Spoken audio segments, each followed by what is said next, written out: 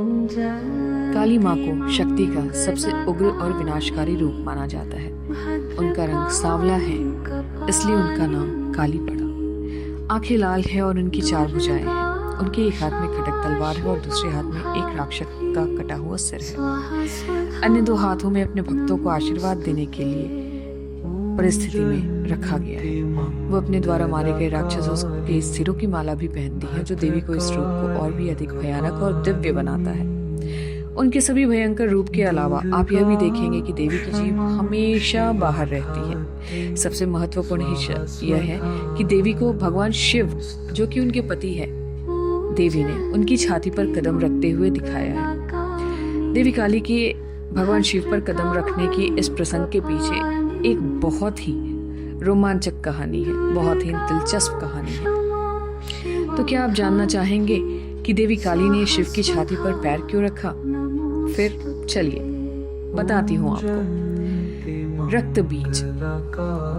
पौराणिक कथाओं के अनुसार एक समय था जब रक्त बीज नाम का दानव पूरे दुनिया को, पूरे ब्रह्मांड को, पूरे देवी देवता को, पूरे मनुष्य जाति को अत्याचार से पीड़ित कर रहा था, कहर बरपा रहा था सबके ऊपर। एक बार रक्त बीज के नाम से जाना जाने वाला यह डीमन बहुत ही शक्तिशाली राक्षस था, जिसे वरदान प्राप्त था कि जैसे ही उसकी रक्त की बूंद पृथ्वी को छुएगी, वो खुद की नकल करके दोगुनी हो जाएगी। इस वरदान के कारण देवता कुख्यात राक्षस को नियंत्रण में लाने में असमर्थ थे। इसलिए राक्षस को मारने के लिए सभी देवतागण भगवान शिव के पास गए। भगवान शिव ने ये कहा कि इस रक्त बीज को मारने के लिए किसी भी देवता में शक्ति नहीं है और इसके लिए महाशक्तिशाली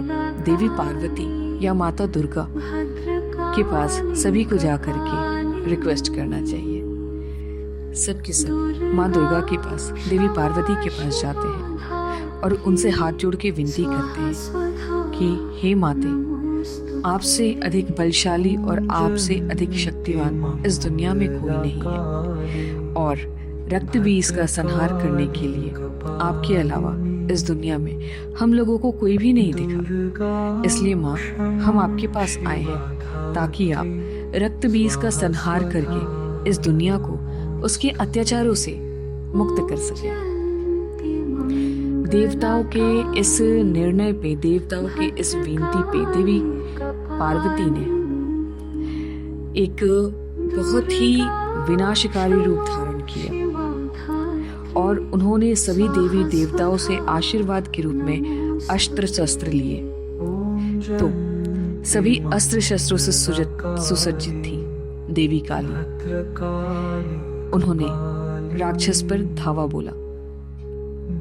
उन्होंने धावा ऐसे बोला कि रक्त बीज ने सारे मनुष्य जाति पे हमला करने के बाद जैसे ही देवलोक की तरफ उसने अपना कदम बढ़ाया, तो उसने सभी देवताओं को अपनी तरफ से चुनौती दी कि आओ मुझसे लड़ो। लेकिन किसी की भी इतनी हिम्मत नहीं हुई। वहां देवी पार्वती ने अपना एक रोल दिखाया और वो जाती है रक्त बीज से लड़ाई करने। लेकिन जैसे ही देवी काली ने अपनी तलवार से उसको घायल किया, उसका खून पृथ्वी पर गिरा। वैसे ही राक्षस बढ़ने लगा। पृथ्वी पर गिरने वाले रक्त के गड्ढों से रक्त बीज की विशाल सेनाएं बनने लगी। इससे क्रोधित होकर देवी ने काली का रौद्र रूप धारण कर लिया। फिर वह हाथ में तलवार लेकर राक्षस को नष्ट करने के लिए आगे बढ़ी। वह प्रत्येक राक्षस को मार डालेगी और तुरंत उनका खून पी जाती थी। शीघ्र ही उसने रक्त बीज को, पूरी सेना को समाप्त कर दी और केवल वास्तविक रक्त बीज ही बचा रह गया था। फिर देवी काली माता ने रक्त बीज को भी मार डाला और उसका सारा खून पी लिया, ताकि उसका एक भी खून जमीन पे न गिरे और जमीन पे गिर के वो दूसरा रक्त बीज न तैयार हो जाए। और ऐसा करते करते उन्होंने रक्त बीज का भी एक एक खून, एक एक बूंद पी लिया।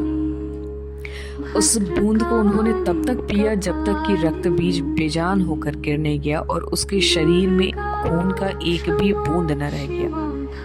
कहा जाता है इस घटना के बाद देवी काली की रक्त वासना इतनी ज्यादा बढ़ गई कि वो पूरे ब्रह्मांड में रक्त और मांस खाने के लिए घूमने लगी। वह विनाश का नृत्य करने लगी और भूल गई कि उसने पहले ही राक्षस को मार डाला था।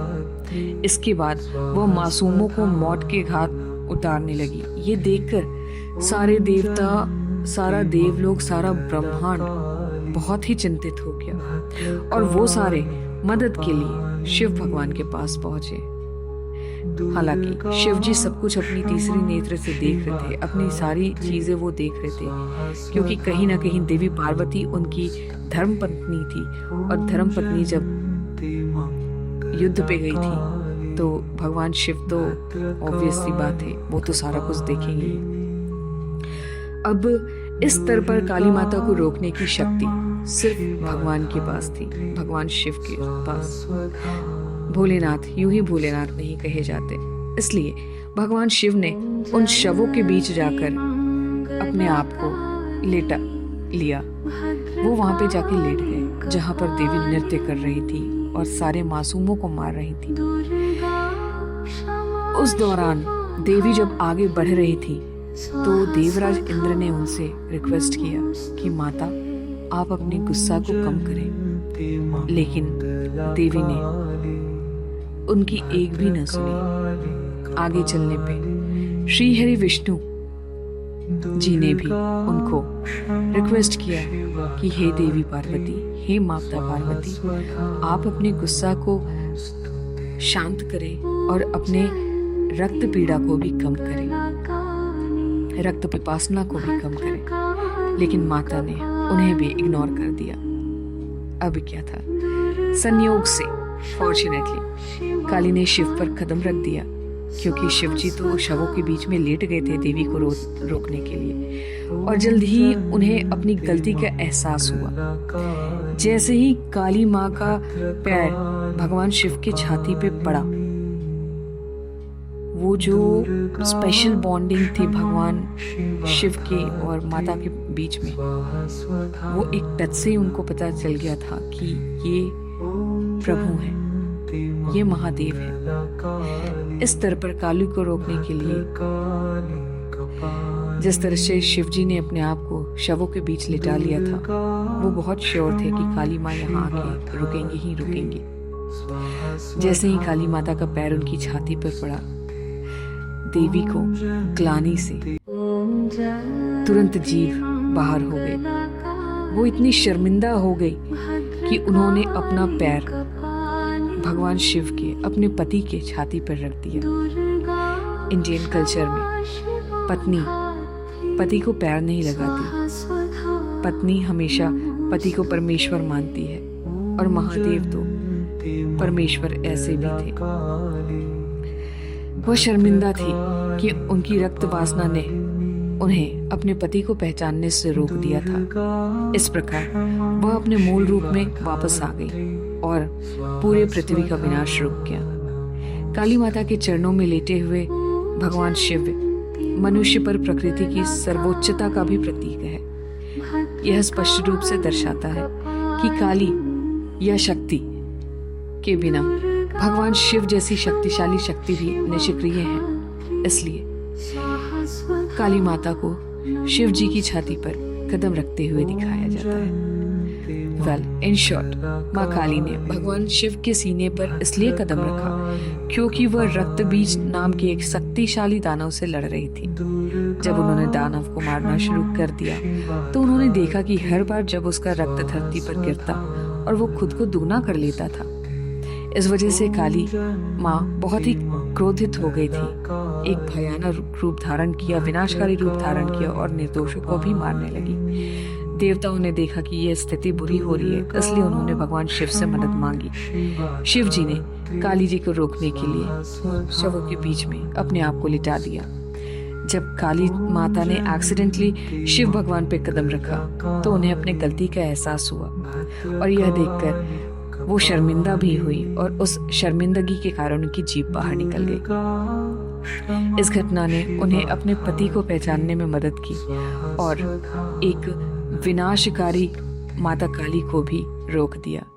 इस तरह शिव जी के सीने पर काली माता का खड़ा होना यह दर्शाता है कि शक्ति या प्रकृति मनुष्य से बहुत अधिक महत्वपूर्ण है।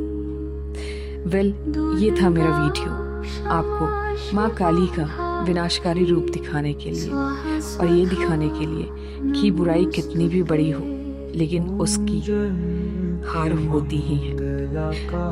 अगर आपको मेरा वीडियो पसंद आया तो प्लीज़ लाइक एंड सब्सक्राइब करना मत भूलिएगा और मन करे तो शेयर भी कीजिएगा ताकि मैं आप लोगों के लिए ऐसे वीडियोस हमेशा लाते रहूं। तब तक के लिए जय माता दी।